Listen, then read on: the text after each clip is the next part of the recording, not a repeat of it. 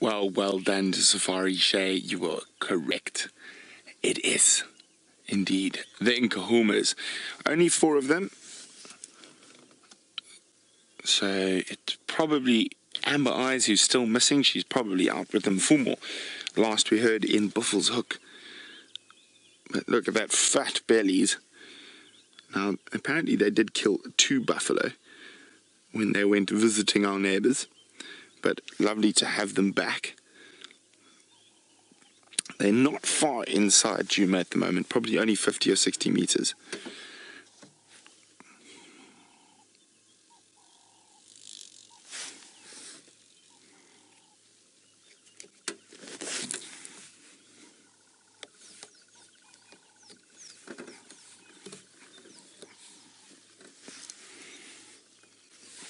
There you go. So far I counted 4 cubs, but I think there are some others behind this bush here where there's another adult lioness. So I think all the cubs are here. We will move around just now, but at the moment this is the best spot. There we go. There we go. You can see a few more behind. So we can see 4 in total, but I'm sure the others can't be too far off around the corner. And then we got some cleaning going on the right. So the only lioness missing is Amber Eyes, and as I said, we think she's with the authority, Mfumo. She might be coming into estrus, so that's why she's not with the Pride.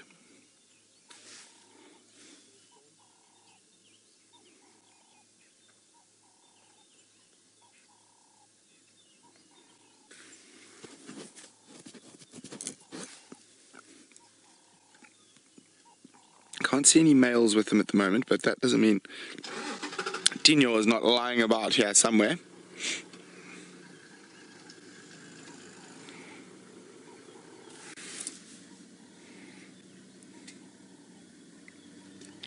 Hey, little guy. They definitely have picked up condition, and picked up condition quickly. And as soon as they did, you can see they've started moving distances again, which they weren't doing for about 10 days or so, during the height of the white muscle disease.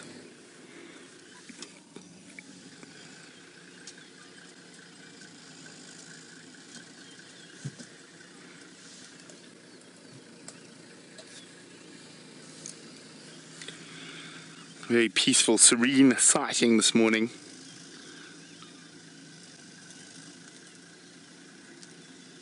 It doesn't look like they've got a kill around here, even though last night would have been ideal hunting weather. I think their bellies were just too big to make the effort. Remember the hashtag Safari Live or the email address questions@WildEarthTV if you'd like to ask us any questions.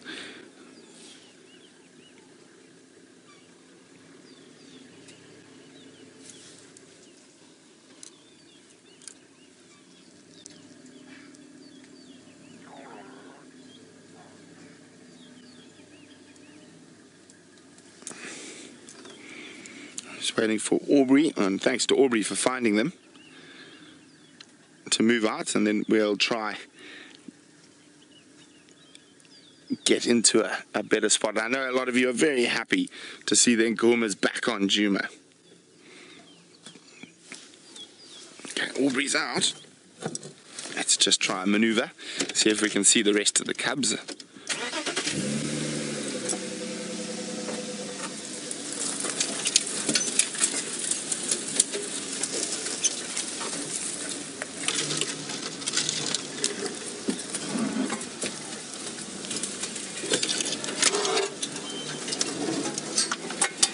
It's a really thick area, this.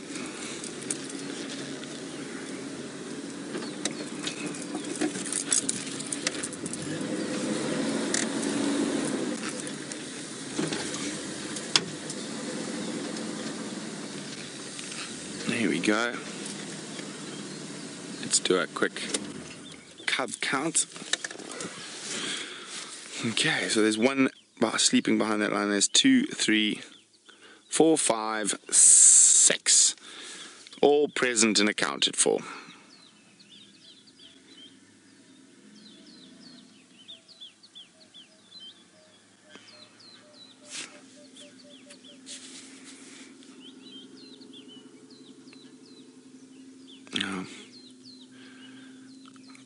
They've probably walked from where they were yesterday 4 k's, 4 kilometers, 5 kilometers.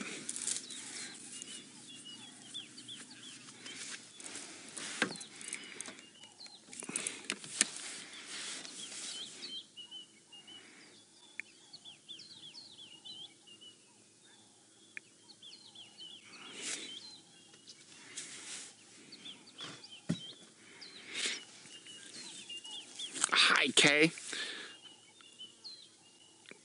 Kay is wondering, is there still a chance of mange now that it's rained?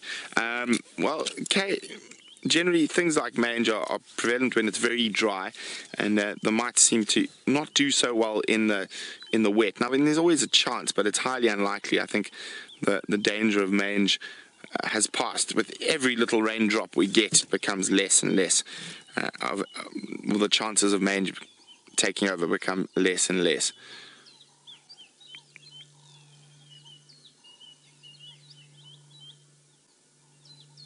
Even the little cubbies have nice fat bellies.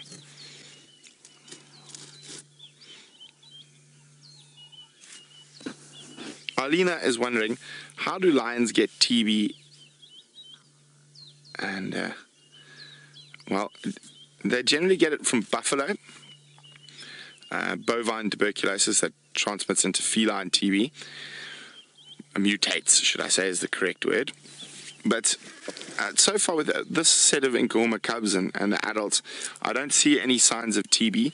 What's happened over the last 10 years, now this is not fact, but it's looking more and more likely, it's my theory, is that when the lions first started contracting TB from the buffalo, there was a massive influence on the lion populations, and this is where genetics and not getting involved becomes a very important thing, because as you just leave them alone and you let the TB work through the cats, some of the prides get completely wiped out, and obviously they don't have a good genetic resistance to that, where there is a lot of the prides now probably carry TB, but it has no adverse effects on them.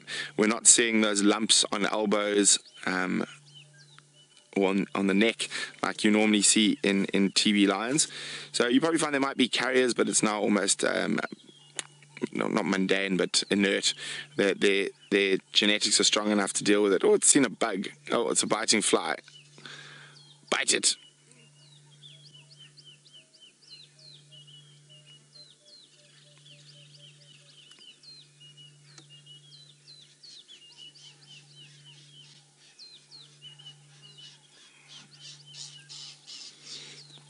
Here we go.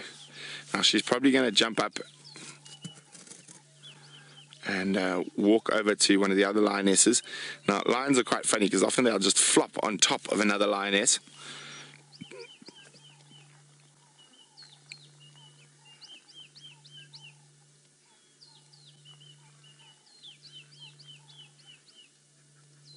Now, who are you going to go flop on? Or are you going to go flop on someone? Oh, she's got a thorn in her bum.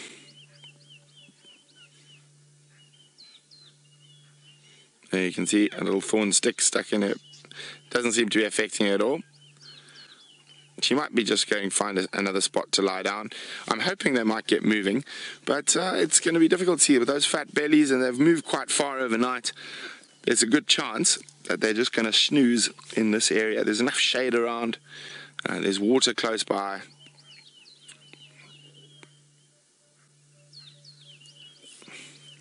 Now, I know a lot of you, when you're lying down or watching Safari Live, you like to put your feet up. And here, our lions also like to do that from time to time. And if we have a look at this lioness, there we go. She's got a nice footrest in a little sickle bush or Dicrostachys. She looks quite comfortable. I'm quite jealous.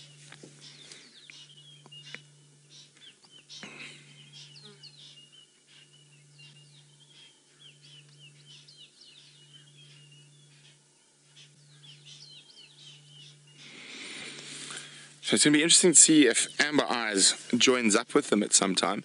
She has looked the last time we saw her like she was trying to find the Pride, but then she lost them and she went the wrong way. She went north instead of south, west. So they are heading back towards where she was. She was about 1.5 kilometers inside Buffels Hook on yesterday's sunset safari.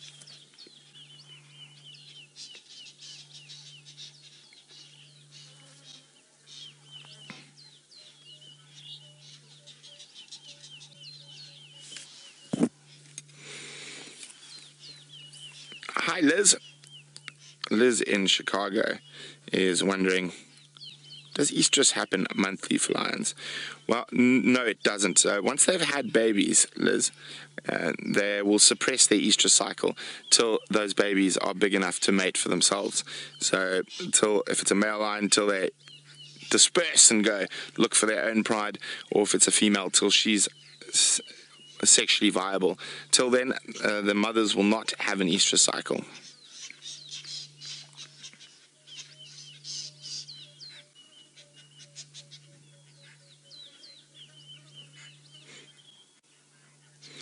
And you see another lioness using a different footrest, but while the Nkuhumas are napping, I'm going to sit chat, see what they get up to next. But let's go see what Byron's plans are. So we're still with Nkuhumas. There's not much going on here, and we've just moved a little bit closer. As you can see, they're very, very relaxed at the moment, and I know this young lion with a floppy ear is a firm favorite with lots of our viewers out there.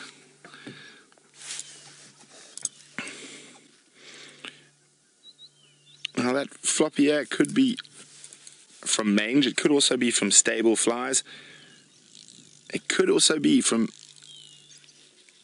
a physical injury.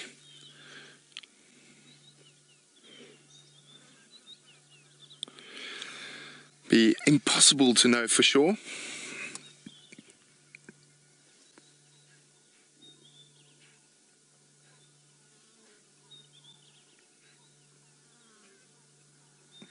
I said with all these big bellies, it's very unlikely to be much movement with the Pride today. Well, this morning at least.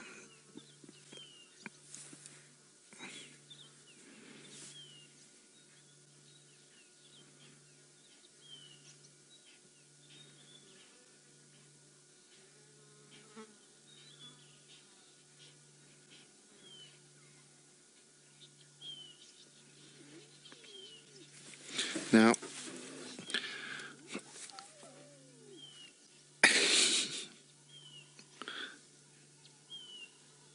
no love there. Go look somewhere else.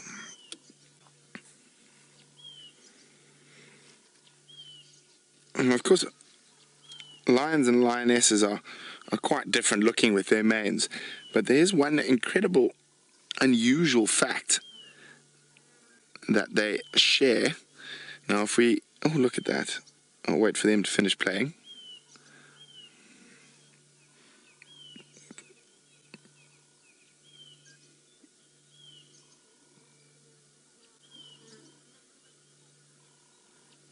Oh, isn't that sweet?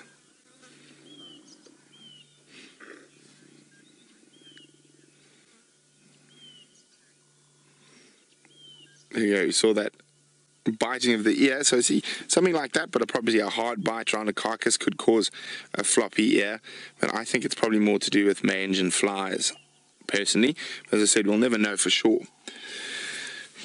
Now, Carrie's wondering, where are the male lions? And why don't the lionesses have manes? Well, they don't really need manes. The manes are there for protection during fights.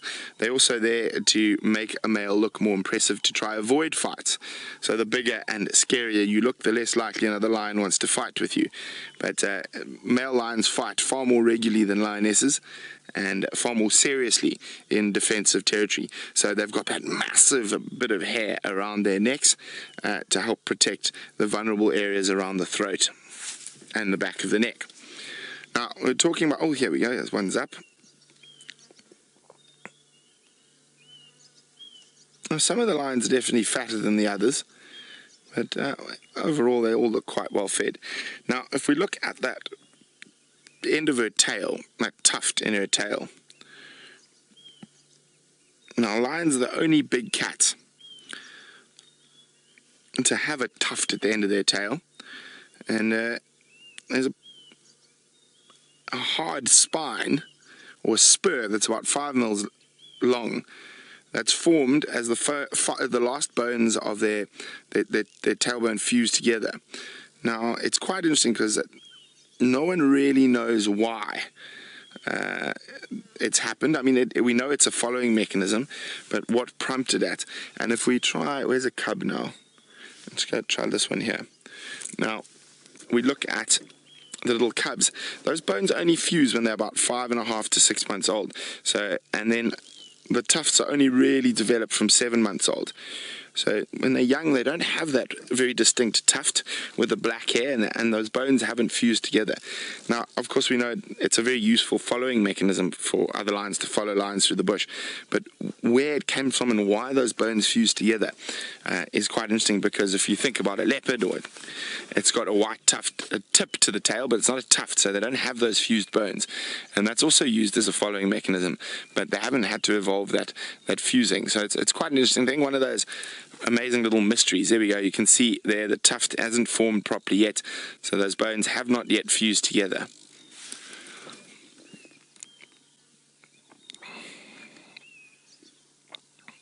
It's probably started fusing together, but we're only going to be able to see it clearly at about 7 months old.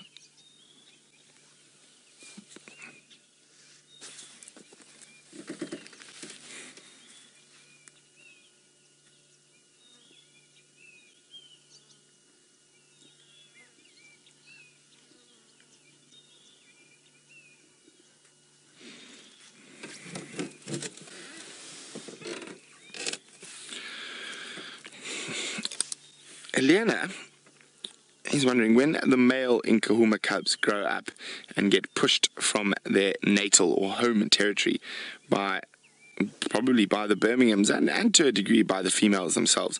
Will they form a coalition? It's very likely. I'm just trying to remember. I'm not sure.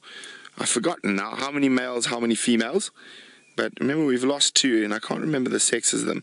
If anyone out there knows how many male cubs, how many female cubs are left out of the 6 that we have, I'm pretty sure there are more females than males. But if you know, let me know. #SafariLive or questions@WildEarthTV. Oh, some complaining.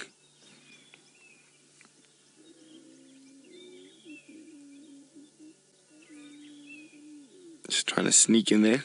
Looks like it's been a success.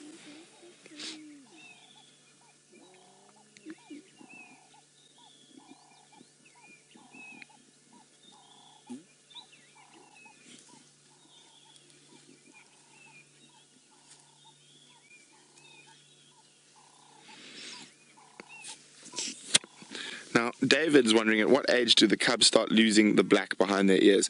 Now, I'm just trying to see if we can see the behind the lioness's ear. Let's have a look at this there.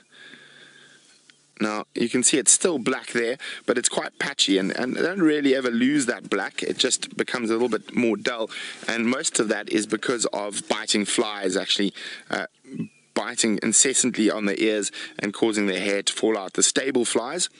Now, so far we haven't had really bad outbreaks of stable flies in this area, but in other parts of Africa there have been incredibly bad outbreaks of stable flies that have caused actually our lions to actually move out of an area or to even die. So it is quite interesting, and it happens. The last place it happened most frequently was in Tanzania and Kenya, if I remember correctly.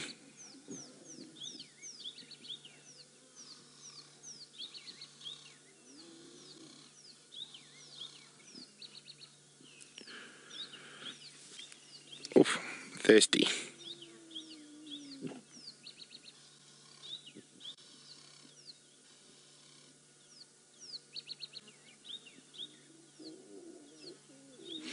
Now, on average, our Kruger lions are a bit bigger than the East African lions. So a male is around 200 kilograms, and in this area, and in East Africa, the males are around 170 kilograms. So not massive difference, but they are definitely, on average, bigger animals, and the lionesses as well.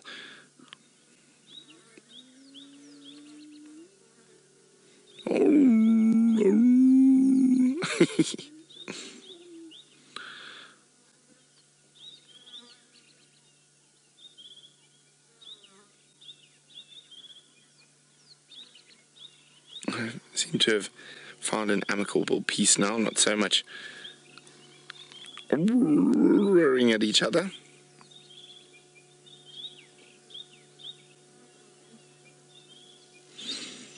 Well, it's hard to believe that these little tykes, when they were born, were only about 4.5 pounds in weight.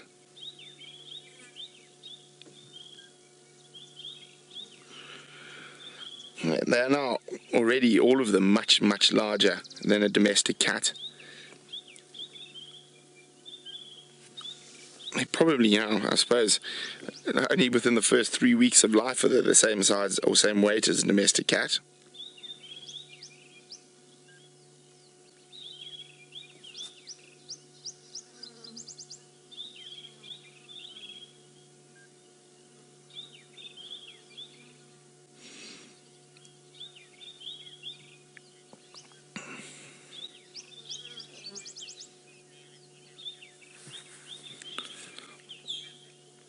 Hi, Deborah, the armchair traveller. What you heard?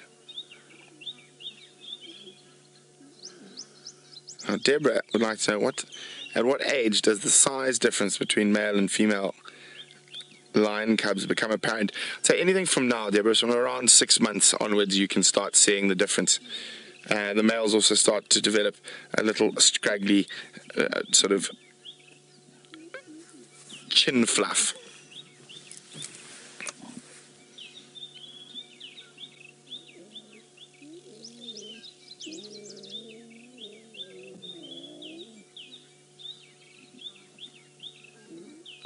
Okay, I've just got to be on the Game Drive channel quickly. Andrew's trying to find where we are. We're not visible from the road, so I'm just going to chat to him quickly.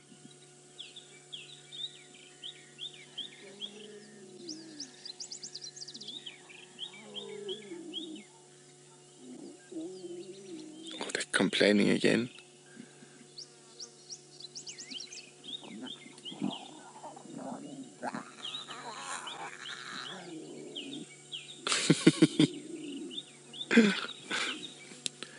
Andrew, I'm the only station here. You're more than welcome to join. If you come on Triple M, almost directly opposite One Eye Pan, you'll see the tracks going east into the block.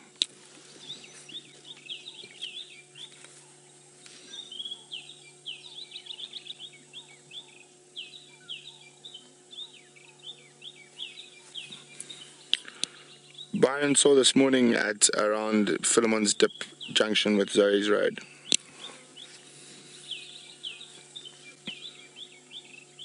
Sorry about that. Just letting Andrew know. Now, it's very important to stay in communication with all the other vehicles. Now, it's the best way for all of us to find the best sightings. So Aubrey found these lions this morning, and we have to thank him for that.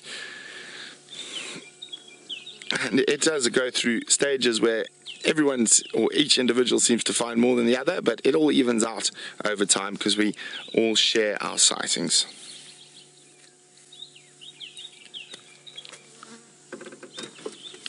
Now, the sun is coming out, which means as the sun moves higher in the sky, some of the lions might end up in the sun, and it could cause them to move slightly.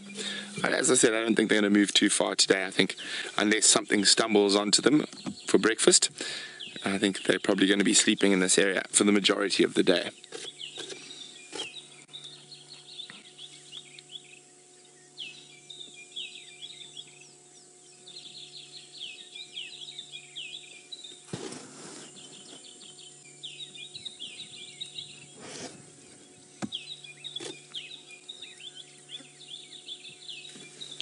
Now, Dinga is wondering what are the trees they're lying under. Well, I'm not sure what that little cub's up to because he's going into the middle of a bush.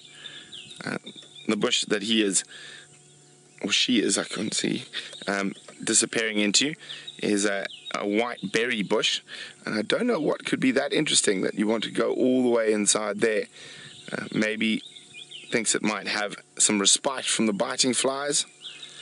And the one closest to us, that's in between, this one that's in between us and the lion cub, is called a weeping wattle. Yes, maybe he's found a fly-free spot in the thicket. Now, the rest of the trees, as we head off slightly to the right, those bigger ones there are guarri bushes. No, those are not guarri bushes. The ones to the left, sorry. That one there is a guarri bush. And the one that Kat was showing to the right is a bush willow.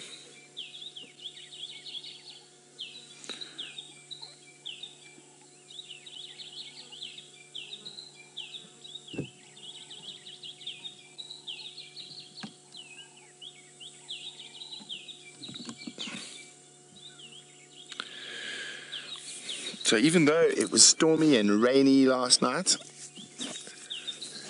it is still quite warm, still humid, and I wonder if that means we're going to get any more rain later in the day, especially if it builds up again with this heat and humidity.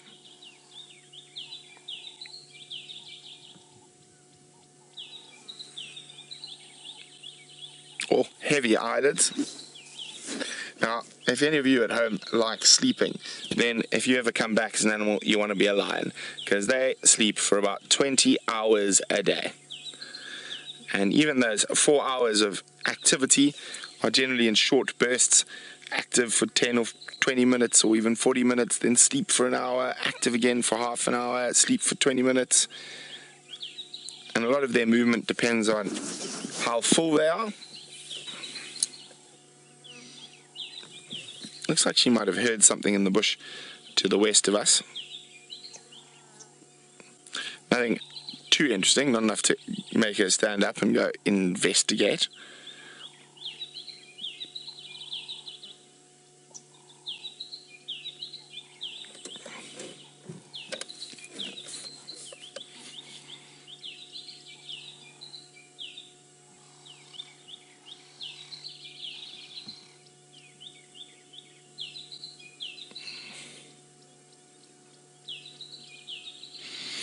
Very peaceful in Nkuhuma sighting this morning. Everyone relaxing. But the amazing thing is you never know. Oh, look at that. Well, fast asleep. Oh, the flies after the rain could be quite not a problem, but irritating for the lions.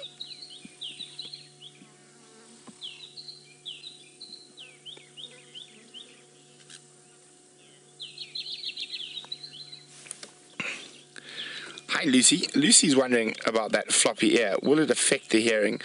Probably a little bit, Lucy, but not too much. As you can see, it can still move the ear. There's still some cartilage in it.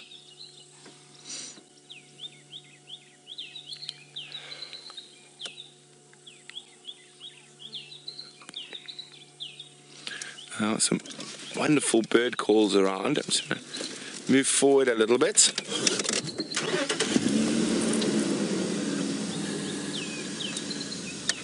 Okay, here we go.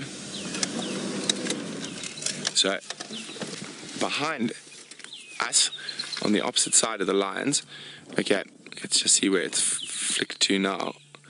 Murphy's, oh, there it is. Oh, and there it's gone. Oh dear. Well, it's disappeared. And on that note, we're going to go back to Steph and see how their tracking is going.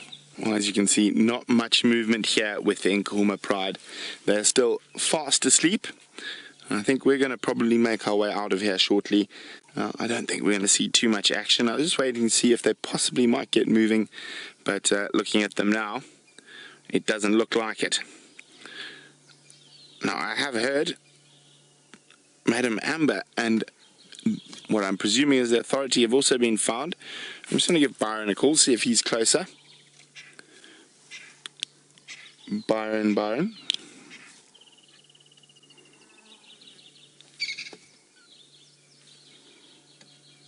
Oh no, I forgot. Byron's still on Arathusa. No, he's still on Arathusa. He's on a different radio channel. That was my fault. I wasn't thinking very clearly this morning. There we go. Doing a little bit of grooming. But as I said, I'm pretty sure they're going to be right here for the sunset safari.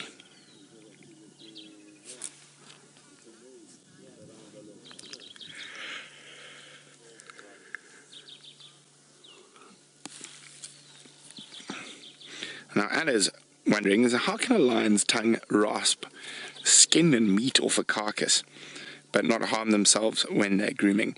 Well, I collect a lot of that fur while they're using their tongue, and also I don't think they lick with quite the same vigor as they would on a carcass. And you see there, you probably find most of what that cub's getting is fur.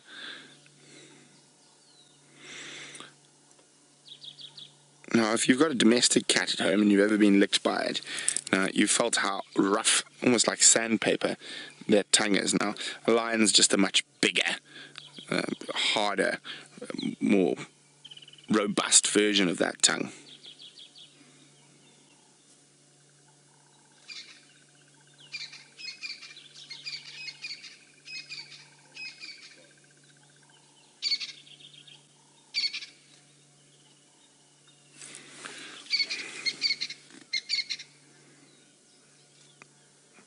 Okay, it sounds like Byron's quite far away, so we are going to start moving and making our way towards whatever else is around.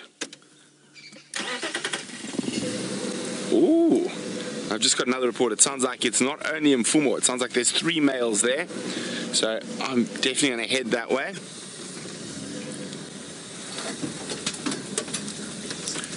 The station with those in Gala, I'd like to join you. I'm still quite a long way out though, so if anyone's closer, please go ahead. Okay, now we've got to pick our way out of here. As I said, this is a particularly thick area.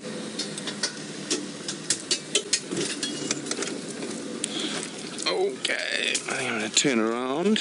I see a route. I see a route out.